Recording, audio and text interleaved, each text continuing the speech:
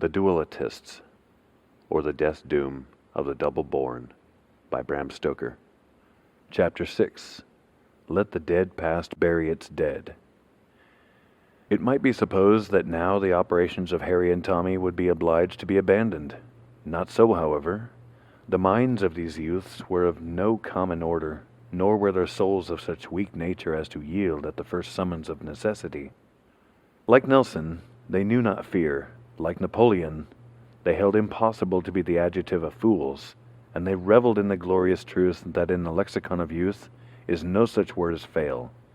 Therefore, on the day following the éclaircissement of the butler's misdeeds, they met in the arbor to plan a new campaign. In the hour when all seemed blackest to them, and when the narrowing walls of possibility hedged them in on every side, thus ran the deliberations of these dauntless youths. We have played out the meaner things that are inanimate and inert. Why not then trench on the domains of life? The dead have lapsed into the regions of the forgotten past. Let the living look to themselves. That night they met when all households had retired to balmy sleep, and naught but the amorous wailings of nocturnal cats told of the existence of life and sentience. Each bore into the arbor in his arms a pet rabbit and a piece of sticking plaster. Then, in the peaceful, quiet moonlight, commenced a work of mystery, blood, and gloom. The proceedings began by the fixing of a piece of sticking plaster over the mouth of each rabbit, to prevent it from making a noise, if so inclined. Then Tommy held up his rabbit by its scuddy tail, and it hung wriggling, a white mass in the moonlight. Slowly Harry raised his rabbit, holding it in the same manner, and when level with his head, brought it down on Tommy's client. But the chances had been miscalculated. The boys held firmly to the tails, but the chief portions of the rabbits fell to earth. Ere the doomed beasts could escape, however, the operators had pounced upon them, and this time holding them by the hind legs, renewed the trial. Deep into the night the game was kept up, and the eastern sky began to show signs of approaching day as each boy bore triumphantly the dead corpse of his favorite bunny, and placed it within its sometime hutch.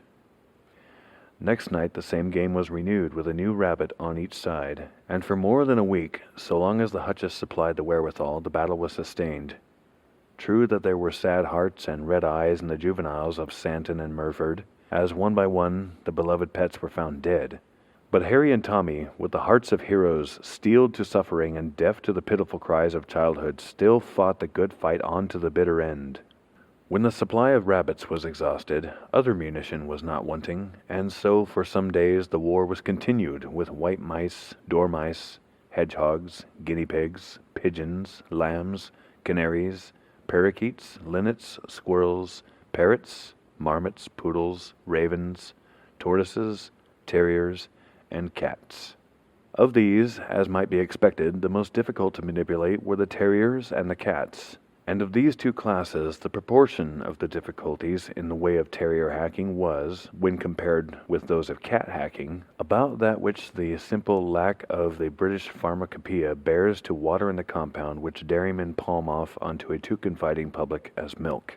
More than once, when engaged in the rapturous delights of cat hacking, had Harry and Tommy wished that the silent tomb could open its ponderous and massy jaws and engulf them, for the feline victims were not patient in their death agonies, and often broke the bonds in which the security of the artists rested, and turned fiercely on their executioners.